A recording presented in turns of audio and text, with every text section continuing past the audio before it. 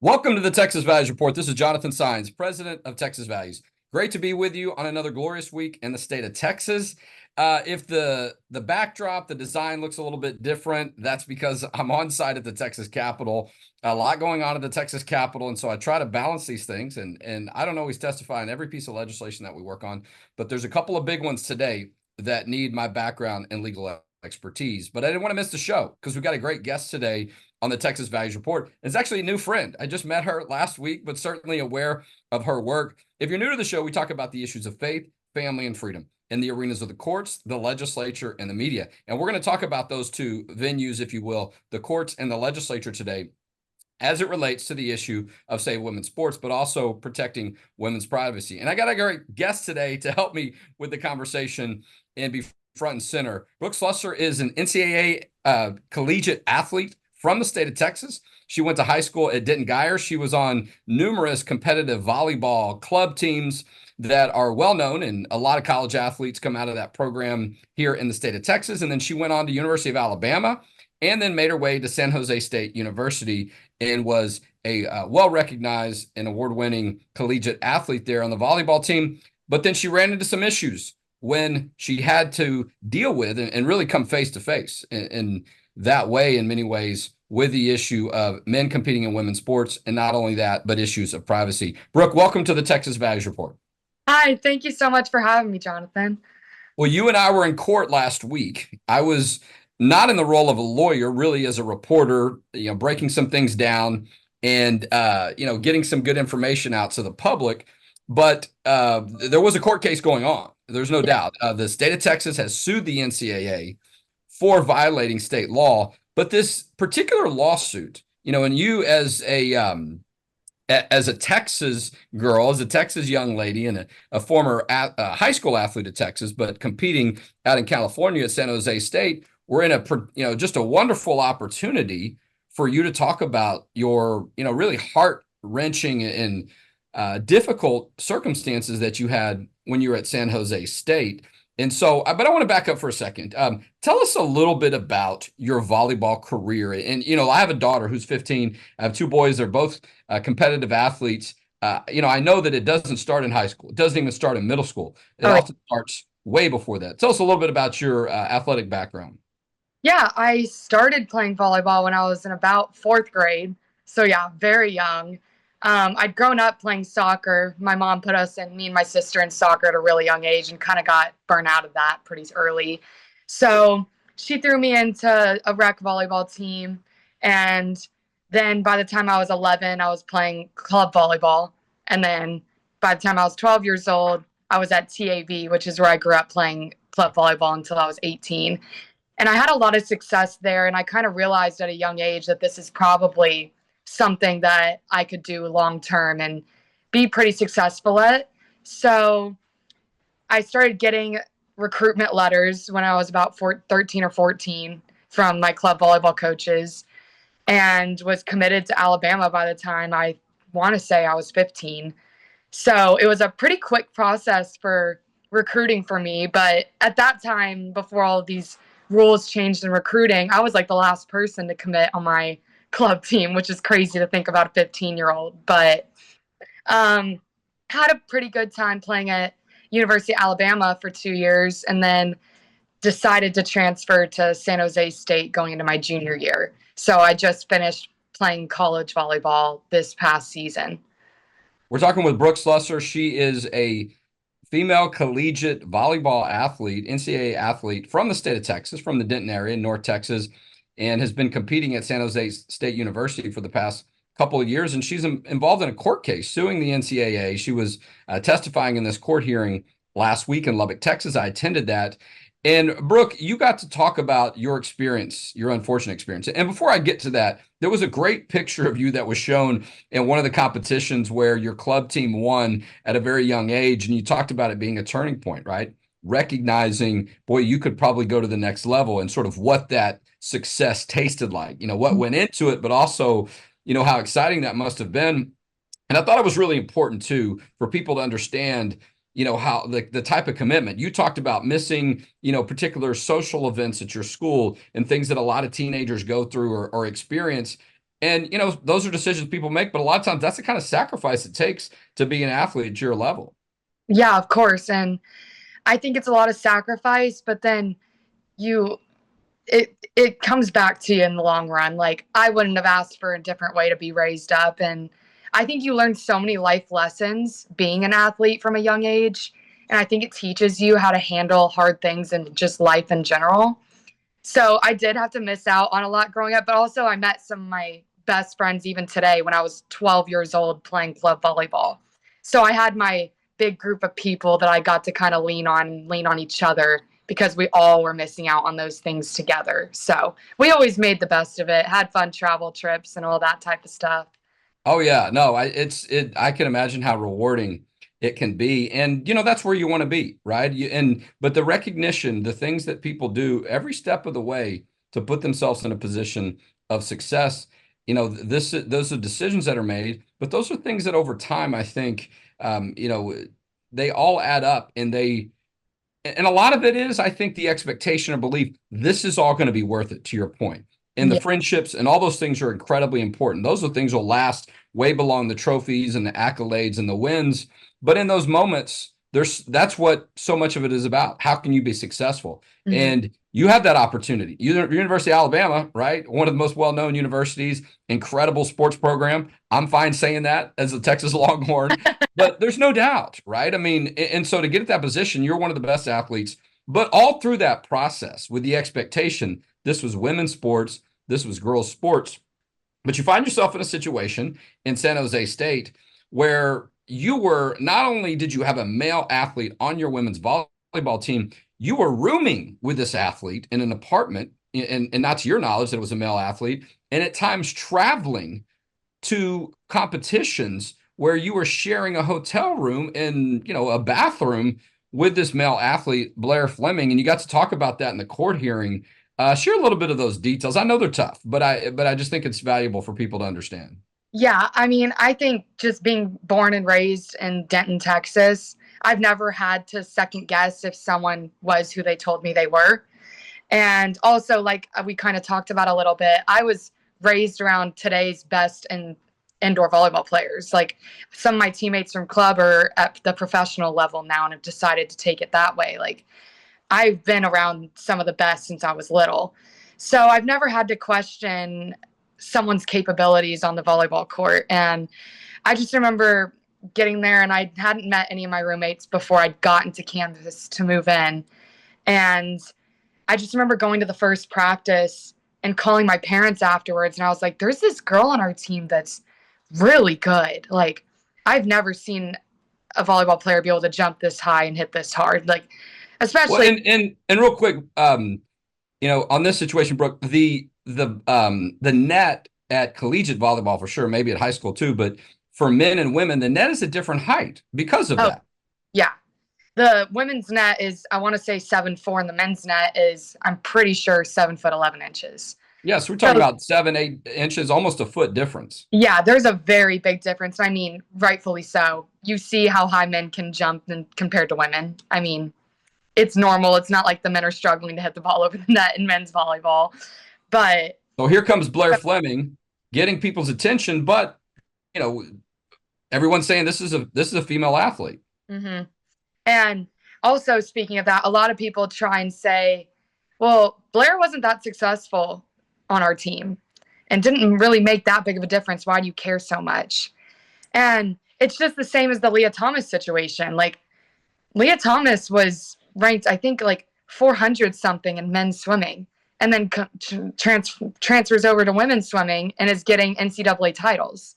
So it really doesn't matter. Like if you throw Blair in men's volleyball, maybe he wouldn't do as well. But in women's volleyball, that's a big deal.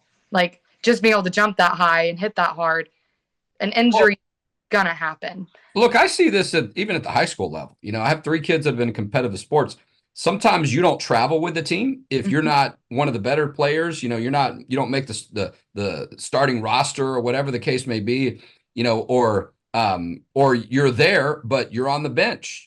Cheering your teammates along in case somebody gets hurt, God forbid or whatever. And so the fact that he was in a position of competing and being involved in the games one way or another is taking the place of a woman who had a rightful place to be there, right? And I Oh, know you agree with that. One of the things you testified about in the court hearing, and I want to make sure we cover this, was the moment when you found out, and you might have been hearing some information or some suggestion, but the moment when you personally noticed, wait a minute, maybe this is a male athlete, was a circumstance you described where you were in a hotel room and you went into the bathroom and Blair's backpack or whatever had opened. Tell us what you saw. yeah, we were rooming together on an away trip, and Blair tended to bring his backpack into the bathroom anytime we'd roomed together, and which I'm not, you do your thing, but I'd had to run to the bathroom to grab something real quick, and Blair's backpack was open. And I wasn't intentionally looking, but I look down and I see something that's labeled a tuck kit in Blair's backpack. And this is after I started to hear a few rumors that maybe there was a transgender on the volleyball team. But this was the first time that I was like, whoa, like the rumors might be true. Well, and just to back up for people, and I'm not familiar with these things either. I sort of became familiar or, could imagine what it was when this was talked about in the court hearing in Lubbock, Texas. We're talking with Brooke Slusser. She is an NCAA female collegiate athlete, volleyball player from the state of Texas, went to Denton Guyer, very, famous sports high school too, as well. Just a proud legacy from that high school in that part of the state of Texas, briefly at University of Alabama, and then settled in at San Jose State University as a collegiate volleyball player.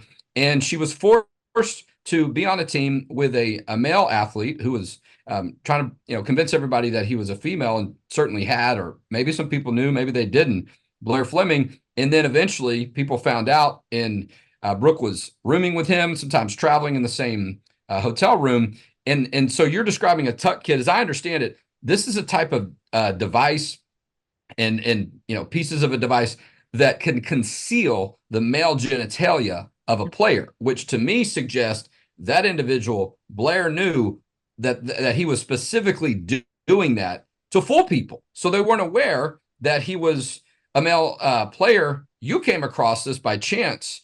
Wow, I just can't imagine the paradigm shift or sort of what was going on in your mind when all that just sort of flooded you, like, oh my goodness, this is a male. This is a male athlete, Yeah. all along. And I feel like when I first started hearing rumors, and obviously athletes talk, like it's a small world, and I just felt like I'd had like information from others that I'd known that there was a transgender on the volleyball team, but I also feel like I was in so much denial for so long.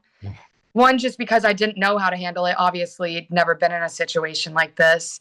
But then also it's like you meet someone assuming they're something, and then you're being told that there's something completely different, that their life is basically a lie and everything you know is a lie, after months of living with this person, being friends with this person. And I genuinely don't think I could comprehend the fact for a while that this wasn't a woman. And it was really hard for me to come to terms with. I mean, I didn't even tell my family for a while because I was in such denial of the whole situation. Well, and I have to imagine part of that struggle was knowing, now what's going to happen? What if I tell something to someone about it? And now what do I do about it? Knowing that this is wrong, this is an injustice. How's it going to impact all these things? And you discovering it and feeling like, oh, I guess now I know for sure, right? Now I've got to, even though I don't want to deal with it, it's not your fault, right? You didn't bring this on to the situation. This is a circumstance that Blair created, but now you've got to walk around thinking about that. And, with all the scrutiny that people get on social media, sometimes things are turning a little bit, but for a while, for a female athlete to come out and say, there's a male on my team, this is wrong. Those people are getting shredded. There was a woman that was involved in the Save Women's Sports movement for a while that received so much scrutiny. She backed away for a little while. Not to mention all the pressures of a collegiate athlete, but in this circumstance, you come to terms with this and you realize, I mean, in the type of effort that Blair had to probably go through to conceal this for a while, knowing that there were going to be concerns about this, probably also was difficult. But you mentioned in your testimony you were asked, how many times do you think you changed in the shower or, different places where you had to, really give up your privacy, where you thought, Blair was female, and your answer was countless times Hmm. you had undressed in front of him. That had to be difficult to come to terms with too when you found out the truth. Yeah, and I again like those same thoughts were so hard for me to be able to comprehend, and I felt so violated and I mean just betrayed on so many levels because if I would have known, obviously I would have taken myself out of that situation and maybe found another bathroom to change in or somewhere else to shower after a game. But I feel like it's almost worse that we were lied to and thinking back of all of the times that I was in like a vulnerable position and didn't even know what exactly was going on at the time and just thinking about how I could have protected myself in that situation if I had known. But because we were lied to by the staff, by Blair, by the school, by the NCAA, that just didn't feel the need to inform the female athletes on the team that we were changing with a man. I mean, that's just crazy to me. Like, It's over the top. It's no, yeah. we're and the thing too is that there are a lot of people I believe that are aware of that, not just Blair, Mhm. and allowing young ladies to be in that situation for quite a long time. Well, yeah, and Someone, there's a whole reason. Like, why yeah. do you feel the need to lie about it? They obviously know they're covering something up that wouldn't go over well with a lot of people, and that's why they don't vocalize and they try and hide the fact that they're putting men on females teams. And who knows, maybe some of them are enjoying the fact that now you've got a competitive advantage, which is Hmm. even worse, right? But none of these are good reasons. And that's why the NCAA is facing this lawsuit. They face some culpability, and not just about what's going to happen next, but what happened in the past. Someone has to be held accountable. They Hmm. need to come out and say, we were sorry. We shouldn't have done this. We're going to make sure it never happens again. I've not heard any of that from the NCAA. Exactly. All I've heard from them is, well, the school made this decision and they're the one that picks the athlete. All these things to try to deflect off themselves to not take responsibility. When for years, young ladies and other people like our organizations and others have said, hey, this is happening. They've also tried to minimize it. Oh, it's only, a small amount of athletes Yeah, across the country. As if, that is going to make anyone feel better if it's happening once, twice, three times. yeah, It's too many. and they And it's, go trying ahead. to kind of pinpoint it and be like, oh, well, this sport is it has its own governing body, or oh, well, that school has their own rules that they can choose to follow or not. And they're trying to gaslight into the fact that these schools and these conferences and like individual sports are making these decisions by themselves. But who covers every single one of those? Who controls and makes the rules for every single one of these schools, conferences? It is the NCAA. Yeah. So Well, at we're the end, talking. yeah, they're the Yeah, ones. no, absolutely. We're talking with Brooke Slusser. She is a NCAA collegiate female athlete, volleyball player from San Jose State University, started her career at University of Alabama, is from the state of Texas, from the Denton area, went to Denton Guyer High School, and she testified in a court hearing in Lubbock, Texas last week that the state of Texas has sued the NCAA. There's a piece of legislation that state of Texas is looking at. I'm at the Capitol right now. I know our good friend Riley Gaines has released a statement in support of that legislation, protect privacy of women. We're protecting sports, even though we have some concerns about whether people are following it sometimes in Texas. But there's also those locker room situations, those private spaces situations that you just talked about. And so the bills are House Bill 239 by Representative Valerie Swanson, and then Senate Bill 240 out of the Senate. They're identical bills. But talk to us about the importance, though, of going to that next step, not just protecting things in the sports atmosphere and who's on the team, but also about protecting that privacy of young ladies, in those showers, those locker rooms and bathrooms, and why that's important to you.